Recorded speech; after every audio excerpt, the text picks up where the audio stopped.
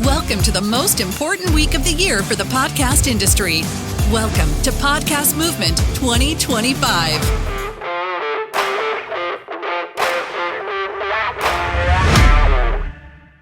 Hello, Podcast Movement. This is the last session of the day on the industry stage, so we are excited that you have chosen to join us today. And I just want to make sure that if you are listening to the industry stage panel, that you are on purple, because that is the color that you should be on, is purple. So make sure that you're there. And if you can hear me, just raise your hand. Everybody can hear me? Awesome. Yay.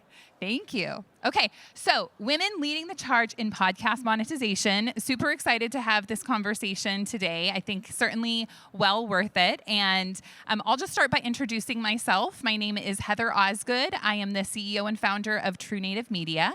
We're a podcast representation agency. And I would love my panelists to introduce themselves. Gabby. Hi, I'm Gabby Gregoris. I am the Group Business Director for National Performance Sales at Acast. We're a hosting and monetization platform all across the U.S. We focus all on DR specific sales on our end. Hi, I'm Audrey Rinkin. I'm the Senior Account Executive at True Native Media. We are, like Heather said, a podcast representation firm. Our bread and butter our host-read ads, and I'm very excited to be here. Yeah, for sure. So to get us kicked off today, I would love to talk about any major shifts that you guys have seen in monetization. Gabby, would you like to take that? Sure. I think, we've been here for 2 days now. I'm sure there's the one thing that everyone keeps hearing is video, omni-channel, social, 360 campaigns. I think that shift is really just taken the industry by storm. Within Acast, we're a podcast first network, but we are not podcast only. So that's definitely a shift that we have really taken on by storm. We're seeing a lot more of our campaigns that are not only just a host read ad, but they'll take that host read ad and expand a talent voice ad across our whole network, as well as on the influencers' social and their YouTube, and really just that full 360 true influencer model has really been the one thing that I keep hearing, definitely, in these rooms around here, and then every other meeting as well. And then I think also just programmatic and the ad tech of it all is another shift that has really, really taken what we're doing by storm. We have 140,000 shows on our network, and it's impossible to monetize them all one by one. So being able to scale up and being able to target has really opened a lot of avenues for our brands to tap into not just the top 500 shows, but all podcasts at any size. Audrey? Yeah, I think to kind of echo what Gabby was saying, I think that podcast campaigns in general are just becoming so incredibly integrated, right? So you've got branded content and you're doing custom segments and you're kind of taking not necessarily that spots and dots kind of mentality, but you're really getting, in the depths of how can we make this just an overall, a general successful campaign. I would also say too, just the trackability tech has been insane since, I started at True Native. I think that I can't think of a campaign that I've done recently that we really didn't have some solid data to back, what we're doing. Yeah. I love, Gabby, that you were talking about just really the programmatic side of things. And as you said, Audrey, the trackability, those two go together so well. And I feel like programmatic has been talked about a lot in the last 2 days, more than probably I've heard it talked about before, which is pretty fascinating. So kind of looking at defining success with monetization, what does that look like? How would you each kind of define what success looks like? Audrey, what are your thoughts?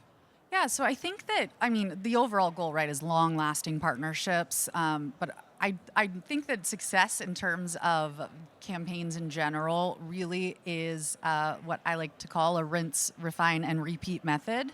I think a lot of tests sometimes, right? Brands will come in, they'll test something, it doesn't work, and they're just, turned off to podcasts for a significant amount of time. I think that again, that test, refine, and repeat method has proven to be one of the most successful ways to really scale up in your, campaign planning or your podcast buying. I also think just on the show side, right, that long-term partnership is always what you're going to, reach for. It breeds authenticity, and I think it's the most sustainable way to continue to create content and do what you love. I completely agree. I actually had a meeting earlier with an agency partner, and he used the phrase land and expand, which is going to be my key takeaway of this whole event. And it's so true, and that longevity and that partnership is really what we're looking for. We want to run a test, and then the measure of true success is you land that show that works so well for your brand, and there's that organic synergy. And then you expand through every channel within that one partner or within that type of show. And it just really works so well. And then, it's not just within social or video. You can use the talent voiced ads and expand that way within networks or within the programmatic space. I think for a long time, programmatic or run of network or targeted was seen as a little bit of a dirty word in our subset of the media industry. And I'm so happy. I mean, at ACAST, that really is our bread and butter. So I'm so happy that mentality is changing. But it really, I think that is such a success too, when your brand has a good stronghold on what works and what your core media strategy is, that you can start testing other parts of a strategy and see what works in different layers of the funnel for your whole campaign. Yeah, so I think it's great that you touched on that. If we look at dynamic ad insertion, if we look at programmatic insertion, if we look at branded content, is there one that you feel like is maybe underutilized in that process? I think it's programmatic. Absolutely. TikTok just released a study. We had talked about this last week, and they just released a study talking about how important awareness for a brand is to actually improve conversion. So often we just look at individual shows and those shows that are driving conversions at the bottom of the funnel. But when you use programmatic as a channel to really cast a wide net and reach all podcast listeners and increase your brand awareness, your lower funnel conversion rates end up being so much higher for an advertiser. So it's really important to utilize a mass reaching tactic when you're setting up your campaigns, so you're not just really well known within a niche or within certain podcast audiences, but podcasting has grown and it's very mainstream now. It's not a small subset of the media industry, so it can be used as a very wide-reaching awareness channel, and it's definitely underutilized. And so what you're saying essentially is that we should be using programmatic advertising to create that brand awareness, and then of course we can use the host-read ads for the lower funnel conversions? Yes, the efficiency of programmatic is just really unmatched. It's the easiest way to get your ads out there to as many listeners as possible, and it's not always just about the efficiency or using other radio spots or leftover existing creative that you have. It's really important to work with a publisher or a network that has a stronghold on what the creative should sound like for their network and for their show's environments. Changing the creative will really change the game. Programmatic is just a buy type. It's not a type of creative, which I think is something that gets misconstrued a lot. So knowing what your brand is and having creative that works really well for your brand in the show's environment that you're targeting will make all of the difference within your programmatic campaigns. I think I'd have to agree. So I also kind of love this almost simultaneous way, right, of increasing, let's say, frequency without hurting and causing audience fatigue, right? You're diversifying the way that you are getting your message out, but it's still the same message at the end of the day. And so if, you want to hit that frequency and you want to start seeing those conversions, I really think that, again, diversifying the message but keeping it the same is the way to go. So awesome. If you were to be talking to a creator, what would you say is the best way for them to become revenue ready? Consistency. I had to think about that for a second. Should we say it together on 3? Yeah, one. No, I mean, I think like anything, right? I come in the world of following influencers on Instagram, and I've seen my, good friends start blogs and immediately stop. Same with podcasts, right? I think that the key to any successful podcast has always been consistency.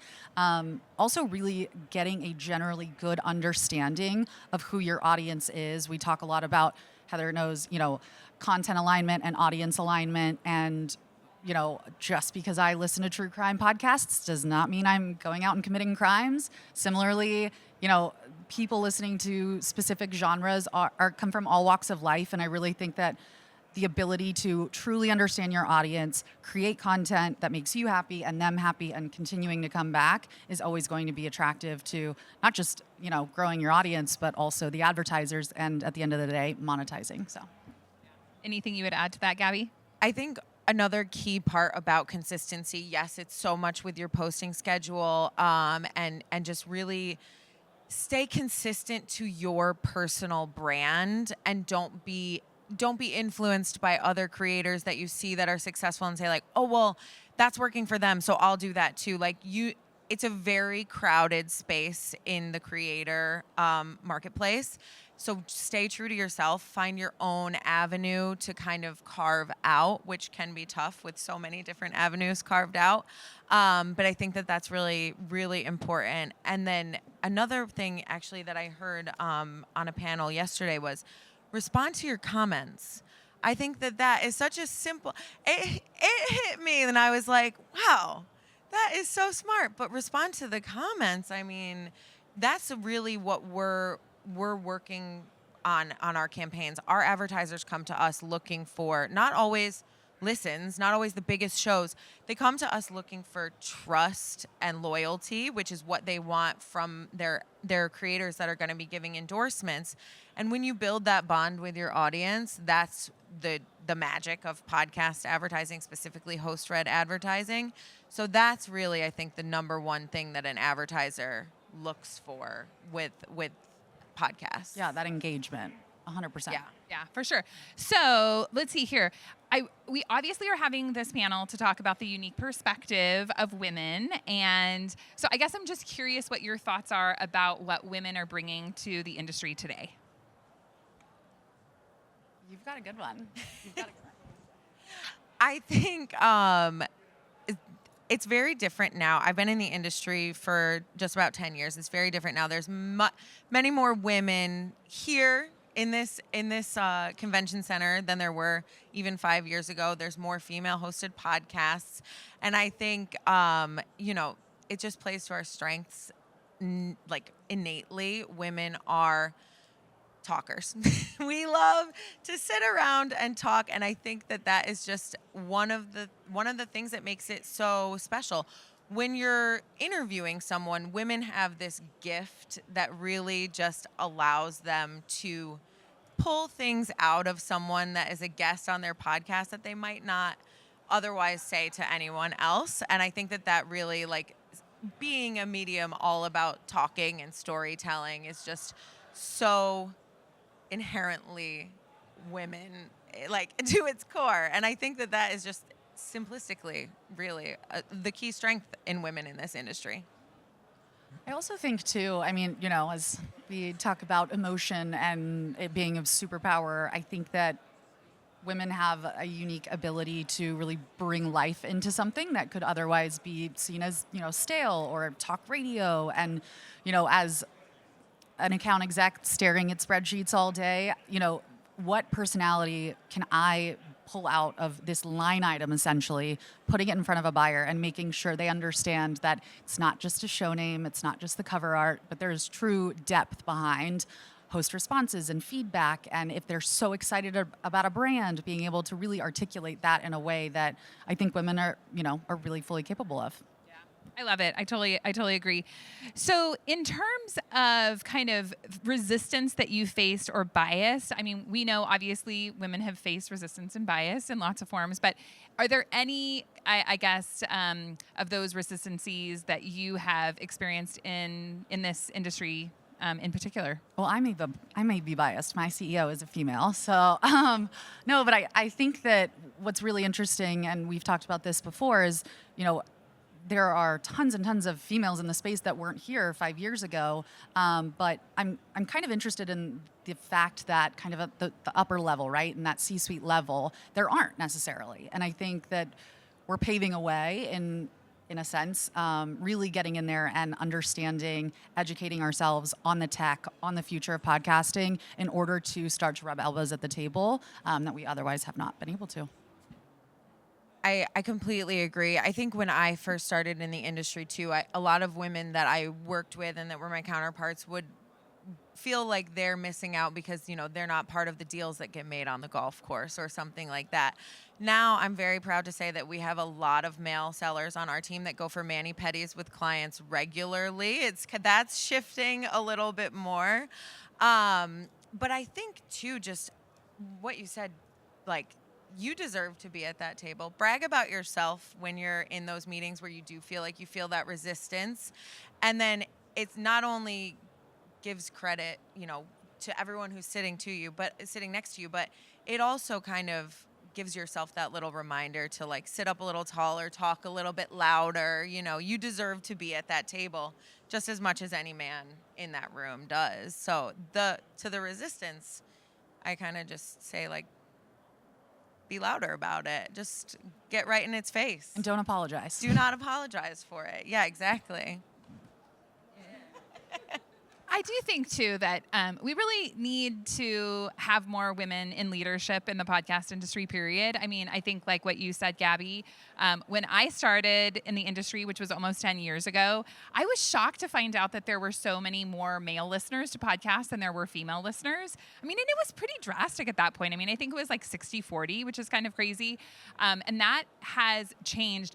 But even content creators, right? Like if you look at the number of female content creators, and compare that to male content creators, there are still more male content creators than female, but specifically in the audio space. Like we know that obviously there's tons of female creators in the TikTok space and, in Instagram and all of these places. But when it comes to audio, we still really struggle to have that balance. And so I do think it's super, super important. So now, obviously, in this space, there are lots of amazing tools that we can use that we love. What tools are some of your favorites? Gabby, what are yours? I think the measurement that we have now available, I mean, specifically our team is all looking at growth marketing and direct response campaigns, just tracking every single little conversion and every sale and every listen and finding those things. And without these measurement partners that we have now, I mean, you said it before, I can't remember the last campaign that we ran that didn't have a pixel attached to it. I think that's just completely changed the whole game for us. Yeah, I think I would say I'm a data-driven like queen. I love the data, and I love to be able to back up what I'm saying. One of my favorite kind of adaptations and partnerships that we've created is with Magellan AI, and really being able to have a solid understanding of listenership, right, and demographic data. I think that just a shift in general in the industry is that, we're no longer necessarily looking at male-female targeting, right? We're looking more contextually. We're looking at indices. We're looking at parents, nurses, teachers, HR professionals. And I think that in audio, we've just been so limited in understanding exactly who these ears are, other than are they male, are they a female, and are they between the ages of 25 to 35? And so I think that audience data, show data, just everything that you can figure out about the shows that either you're selling or the show that you are speaking on, I think it's super important. Excellent. Love it. What trends or innovations are you guys seeing emerging? Audrey, what are your thoughts? Yeah, I think that contextual targeting, right? I also think that a lot of brands are kind of almost like double dipping in a way. So we've got massive brands that have multiple, I would say streams that they're trying to reach, right? So is it bedding? Is it cookware? Is it apparel? And being able to test, right, one vertical and then knowing that it does well, then being able to go back and reference, hey, this has worked well on, X vertical, let's try it for Y. I think that's a huge one. I also think that, it's not new necessarily, but frequency capping and really understanding the power of a download or an impression is just becoming the absolute center of the topic, and making sure that we aren't bombarding audiences, we're not giving listener fatigue, but we also are hitting them enough times that they do end up making that purchase or conversion. So Absolutely. I think another huge shift that we've seen is the types of advertisers that are entering this space is just so different. It was the mattresses and it was the meal kits, which are such a stronghold still, and spending so much money, but it's now brands like Coca-Cola or the larger banks that are here, which are typically not the sponsors that you would think of in this medium, but there really is there's never anything that said those brands couldn't advertise in podcasts. But now that we've made all of these advancements in measurement and data and targeting, all of these brands are kind of, it's, the podcast industry as a whole being like, hey, we're a legit medium over here. You should look at us. And I think it's really fantastic to see the diversification of advertisers across so many different shows, because they can find their audiences in a completely different way, where they're not, running on TV or radio or out of home. It's completely new to so many different brands, and it brings a whole new list of brands to all of our wonderful creators. I would say on that too. I mean, the media landscape itself has just become extremely competitive. And a lot of times, right, you hear it's a good time to be a buyer. I also think that it's a really good time to be a seller, and understanding that, not necessarily leveraging in a nefarious way by any means, but understanding that there is need, wants, and desires to be on specific shows for specific reasons, and really honoring your creators, whether you're a network or a publisher, and making sure that advertisers also know the value that their show brings, that they bring, and that their audience ultimately brings. Yeah, totally agree. So what advice would you give to a woman entering the podcast space? And I would say, what advice would you have for a woman who's maybe going to be a creator, but also someone that wants to be, we are obviously on the industry stage here, like someone who wants to work professionally within the podcast industry? I would say education. I, very, very long time ago, sold wine. I had never drank wine out of anything but a box prior to college. So, but what I realized very quickly was, there is so much power in educating yourself in the products and the things that you're selling. I think that the industry itself is ever evolving. There are so many webinars and so many opportunities to really further your education and kind of give yourself a leg up, right? On whether it's competition, whether it's putting yourself or your shows out there, really educating yourself and taking every opportunity to soak up all of this data, these talks, conversations like a sponge. And don't apologize. Do not apologize. I mean, I completely agree. And I think also, as a woman, impatience is a virtue. Like, if there's not a job opening that you are waiting for, ask about it. Don't wait for there to become a position that's open, or don't wait for someone to offer you a spot on their network. If you see someone in this room with a logo of a brand on and you're like, oh, I've always wondered about that, go up and talk to them and just ask, and really kind of just be a little bit aggressive about it. Sometimes you have to be, and just really push for what you want and what you think you deserve. And that's always kind of been something that I'm very fortunate with my bosses at Acast, who have kind of always instilled that in me and been like, well, whatever there is, make a business case for it. If it makes sense, we'll do it. And I think that is something that everyone, whether it's, you're starting a podcast or you want to get in on the industry side, then just make a business case for it. No, over prepare for those conversations, and then really don't let anyone give you no back. Any closing thoughts from either of you?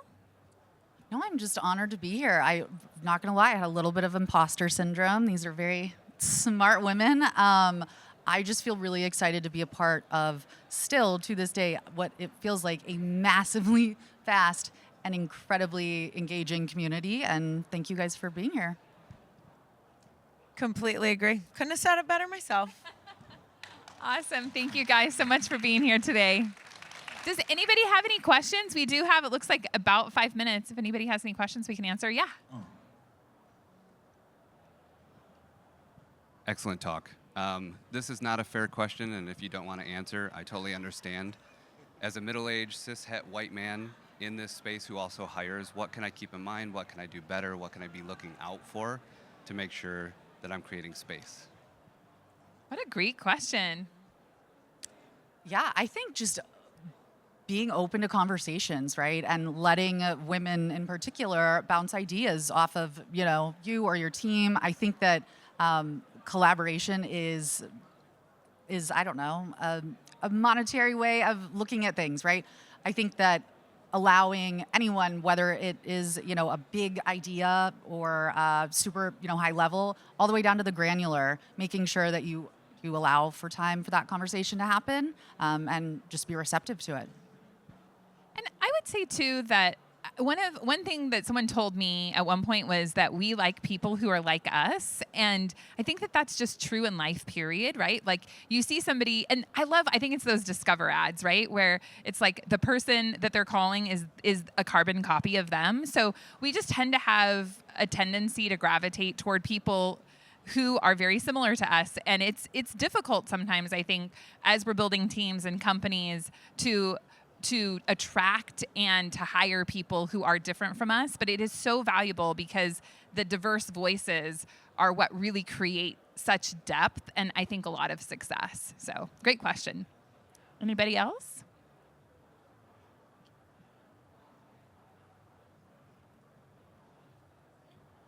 Hi, thank you so much. You kind of touched on this with the contextual advertising. But have you found that it is more difficult to, I think of it as like the chick flick problem. Is it more difficult to sell female-centric podcasts or even just podcasts with female hosts to a male audience than maybe vice versa? That is a very good question. I will say at ACAST, and perhaps this is just, the clients that we have surrounded ourselves with, we like people who are like us. I'll tell you, the first vertical that sells out on our network every year is women's lifestyle. So I don't know if that's necessarily a challenge to sell. I think it's very, very sellable content. We do occasionally have a bit of a challenge with if it's a female host with a male audience. Sometimes the products are difficult to endorse. And our workaround for that is typically if you have a producer or a friend or someone who can, you can tag them in to endorse the product. I know for many years this was an issue when we were working with Lola, which is a feminine care brand. And we have a number of reality TV podcasts hosted by men on our network, which is difficult. They can't endorse that. So we just, tag in a friend of the pod, and that seems to work really, really well. I remember someone telling me back in the day that women buy many and often, and men buy fewer and bigger. I think that as females, we probably could all look at our Amazon carts and say, oh, wow, there are a lot of items on that list, right? Whereas it's been, some experiences with some of our larger, higher priced brands that men really can make these decisions to buy a higher priced item because they aren't necessarily buying as often. Excellent. Yeah, one more question? Looks like we got one more minute. So what are your So we have a 3-girl podcast. We're fairly new. We've started about 6 months ago. What do you recommend in kind of starting the marketing or monetizing platform for a smaller group? Anything or? Yeah, so we should talk after this. No, so yeah, dang it. No, I was just gonna say, I mean, there are so many resources out there. I definitely would love to call out a recent venture that we've launched, which is PodRamp. It is essentially a tool and a way for us to start a relationship as a representation firm with you to really get your show to a place where it is ready to go, ready to launch, and ready to monetize, and being able to help you along the way. But I'm sure Acast has similar options as well. Yeah, I think joining a network where you can opt into advertising from listen number one is super important. And then the other thing, no one can sell your show the way that you can. So do not be afraid to reach out to info@brand.com and say, hey, we're really big fans of your brand. We would love to partner together. And sometimes that partnership might start with, oh, we'll send you a free box and you can talk about it on your show and then we'll see where it goes. And sometimes those can be really, really fruitful partnerships. So definitely don't be shy about that. Thank you. Thank you guys all so much for being here. Have a good rest of your day.